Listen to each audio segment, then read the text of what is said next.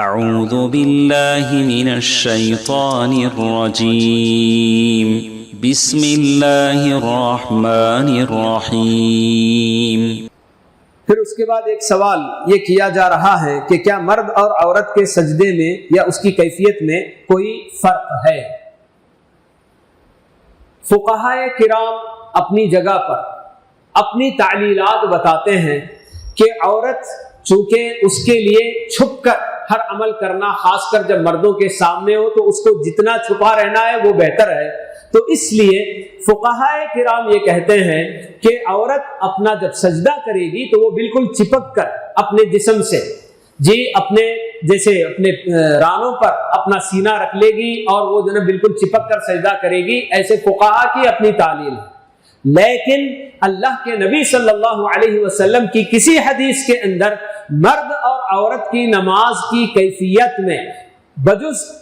کپڑا وغیرہ کے اعتبار سے دیگر اور جو اعمال ادا کرنے کے ہیں، نماز کا جو طریقہ ہے، تو اس میں کہیں بھی مرد اور عورت کی نماز میں کوئی تفریق نہیں ہے۔ اللہ کے نبی صلی اللہ علیہ وسلم کا جو فرمان ہے صلو کما رأیتمونی اصلی، یہ مردوں کے لیے جیسا ہے ویسے ہی عورتوں کے لیے بھی ہے۔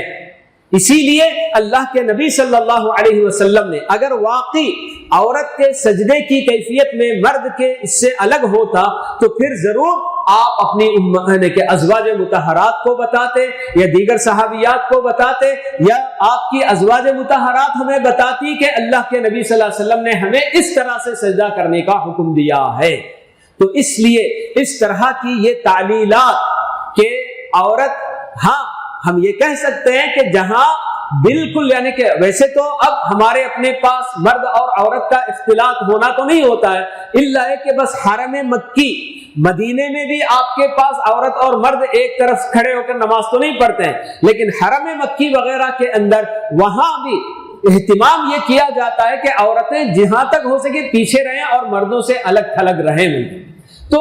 وہاں بہرحال بعض اہل علم کہتے ہیں کہ اگر عورت بالکل جس قدر ممکن ہو سکے اپنے آپ کو چھپا لے زیادہ بہتر ہے مردوں کی نگاہ پڑنے سے بلکہ، لیکن جب عورت اپنے گھر میں نماز پڑھتی ہے، تنہا پڑھتی ہے، اس کے اپنے جو ہے گھر والے، اس کا شوہر ہوتا ہے، اس کا باپ، اس کا بیٹا، بھائی وغیرہ، تو پھر ان لوگوں کے سامنے نماز پڑھتے ہوئے بالکل ویسے کوئی کیفیت اختیار کرنے کی ضرورت ہی نہیں ہے۔ وہ تو اجنبی مردوں کی نگاہ جب پڑے گی تب اس کو اپنے آپ کو چھپانے کی ضرورت ہے۔ تو اس لیے بالکل اللہ کے نبی صلی اللہ علیہ وسلم کی یہ جو حدیث ہے صلو کما رأیتمونی اصلی، تو جیسے مردوں سے آپ کا یہ خطاب ہے ویسے ہی عورتوں سے بھی بالکل ہو بہو وہی خطاب ہے۔ تو اس لیے مرد اور عورت کے سجدے کے طریقے میں، کیفیت میں کوئی فرق نہیں ہے۔